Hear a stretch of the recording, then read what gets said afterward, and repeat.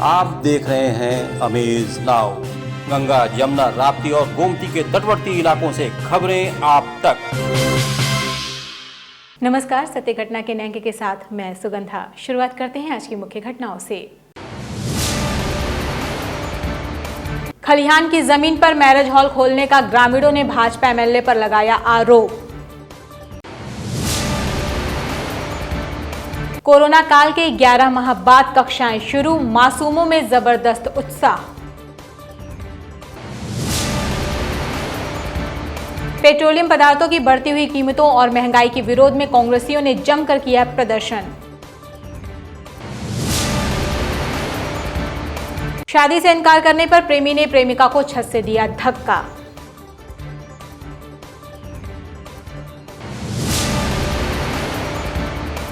Corona vaccination का दूसरा चरण शुरू, महापौर सीताराम जायसवाल के साथ सैकड़ों नागरिकों ने लिया वैक्सीन।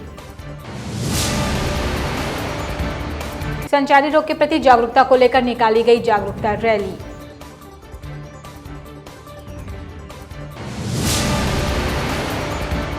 एडीजी जोन मोहद्दीपुर चौराहे पर पहुंचकर ट्रैफिक व्यवस्था का जाना हाल।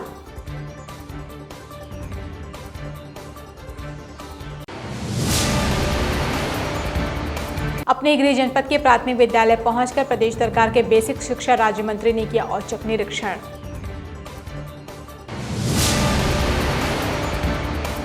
पीएम स्वनिधि योजना का हुआ वर्चुअल उद्घाटन।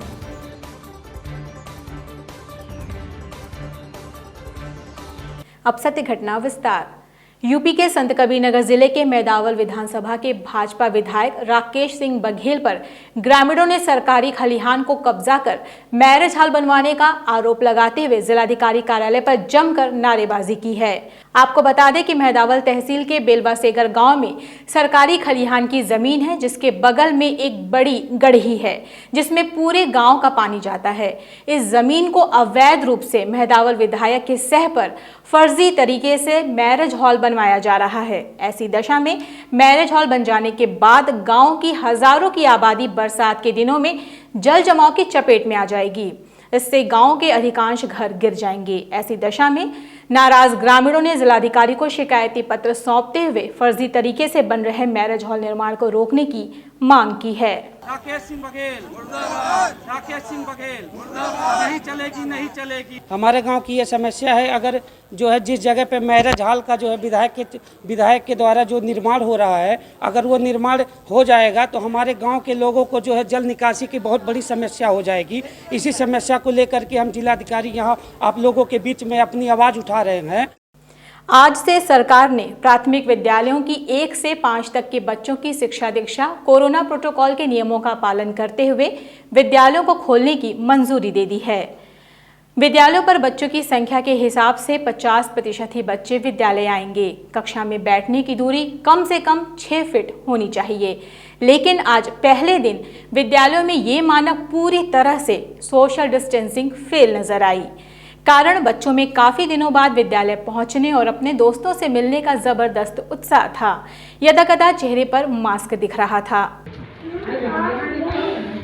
मीडिया से बात करते हुए विद्यालय के प्रधानाचार्य विजय कुमार मिश्रा ने बताया कि आज बहुत दिनों बाद विद्यालय खुला है, इसलिए सभी बच्चे आए हुए हैं। आज इनको बताया गया है कि उन्हें कब और कैसे आना है। एक बैग आज भीड़ हो जाने की वजह से भाई चूंकि खुला है पहला दिन, तो इस नाते सब बच्चे एक साथ आ गए और आज इनको बाकायदे गाइडलाइन को देते हुए इन लोगों को फिर डे वाइज अलग अलग हम लोग कर देंगे और 50% तो बच्चे।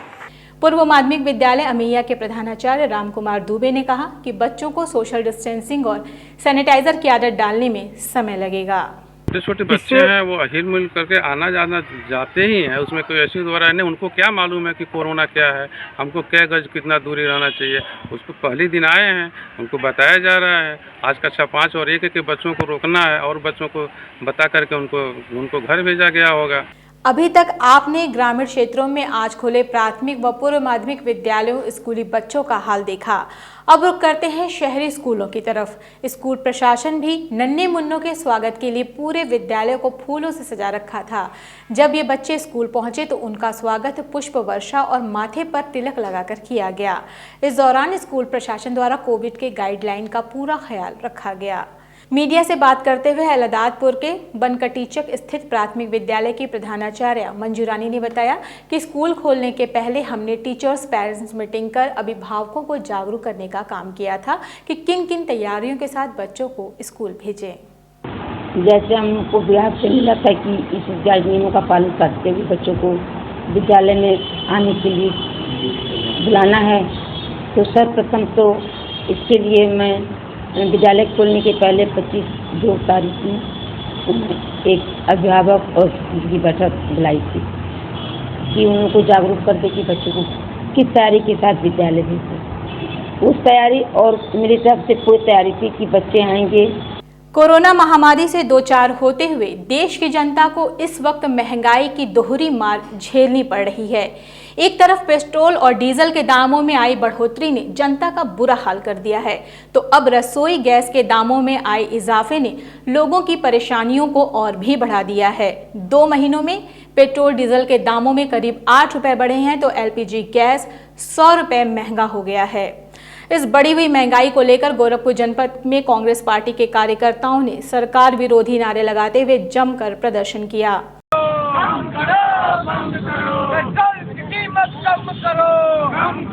प्रदर्शन कर रहे कांग्रेसियों का कहना है कि विगत 2013 में बाबा रामदेव ने कहा था कि अगर बीजेपी की सरकार बनती है तो पेट्रोल 30 रुपए लीटर मिलेगा, और अब केंद्र के साथ साथ देश के अधिकतर राज्यों में उनकी सरकार है तो पेट्रोल ने अपना शतक पूरा कर लिया है। हमारे संवाददाता से बात करते हुए महानगर अध्यक्ष आशुतोष तिवारी ने केंद्र सरकार पर आरोप लगाते हुए कहा कि बीजेपी सरकार आम जनता की नहीं, पूंजीपतियों की सरकार है।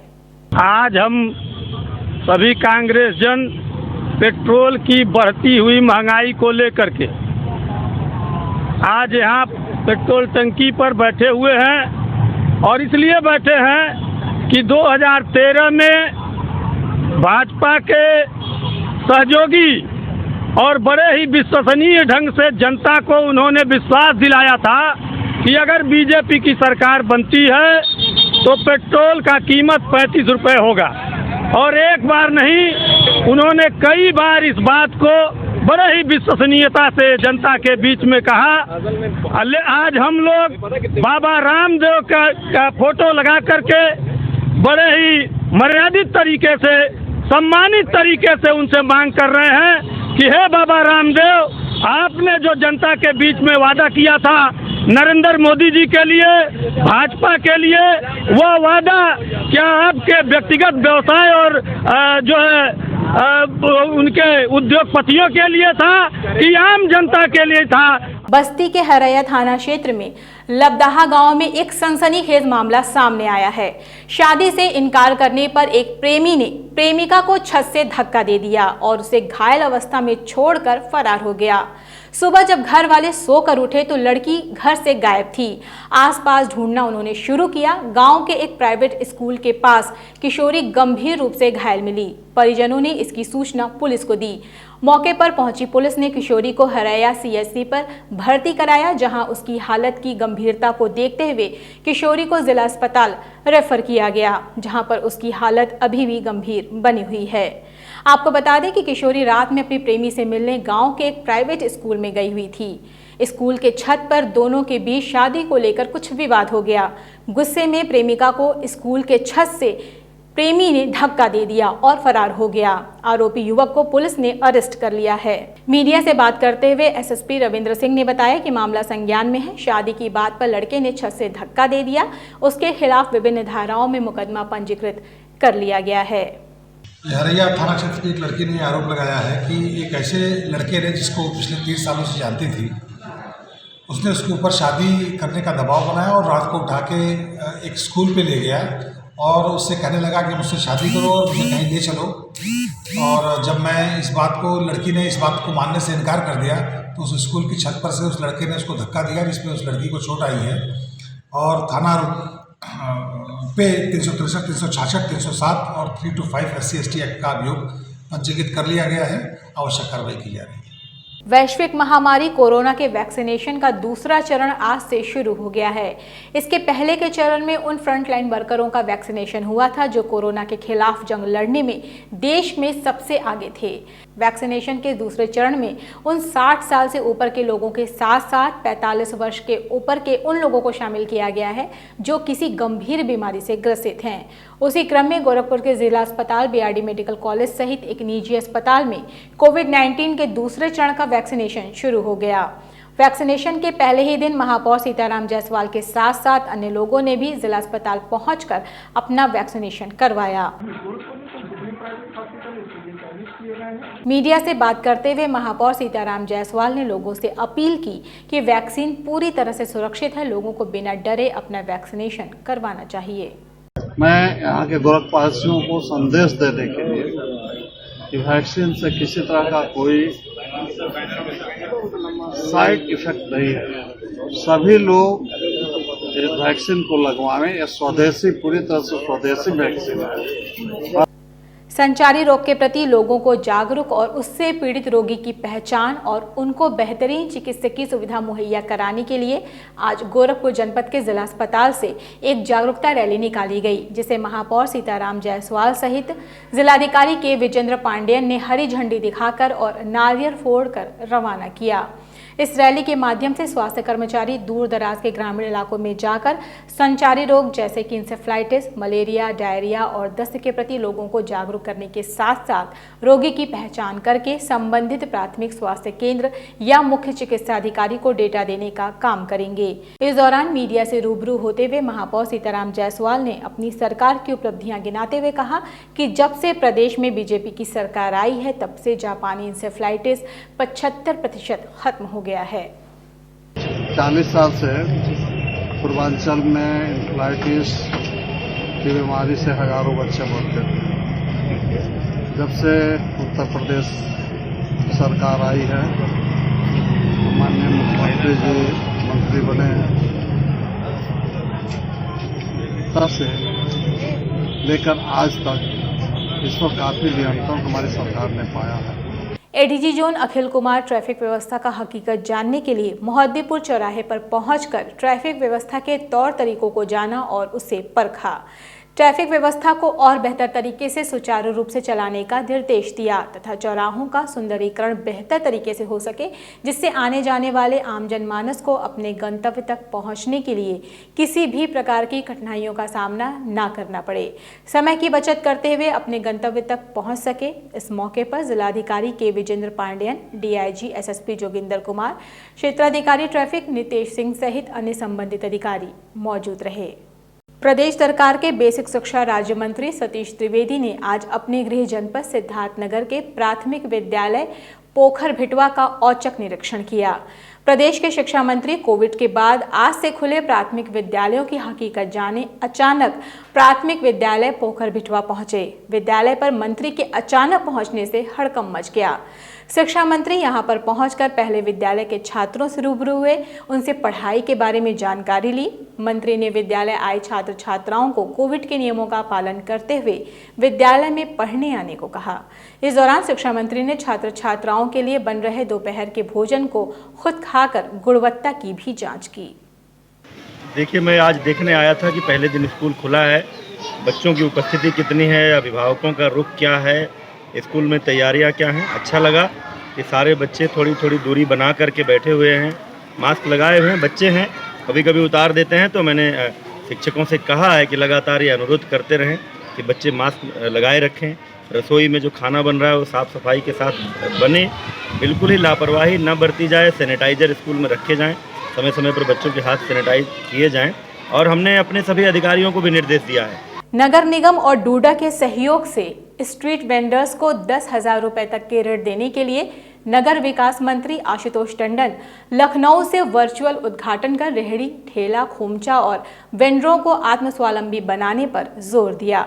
Gorakhpur NIC video conferencing hall में नगर आयुक्त अंजनी कुमार सिंह, डूडा पीओ विकास सिंह सहित 10 वेंडरों से वार्ता कर जानकारियां प्राप्त करते हुए कहा कि प्रधानमंत्री स्वनिधि योजना अंतर्गत लोन मेले में वेंडर्स को केंद्र सरकार की अन्य योजनाओं की भी जानकारी दी।